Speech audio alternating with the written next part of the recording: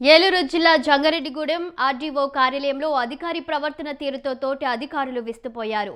2027 గోదావరి పుష్కరాలకు సంబంధించి ఏర్పాట్ల కోసం జంగారెడ్డిగూడెం డివిజనల్ పరిధిలోని అధికారులతో కార్యాలయంలో కోఆర్డినేషన్ మీటింగ్ ఏర్పాటు చేశారు.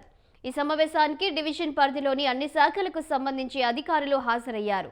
ఈ కార్యక్రమంలో మొదటి వరుసలో కూర్చున్న డిఎల్డిఏ అధికారి రాజు, ఆర్డీఓ మిగతా ఉన్నత అధికారుల ముందే దర్జాగా కూర్చోవడం చర్చనీయాంశంగా మారింది.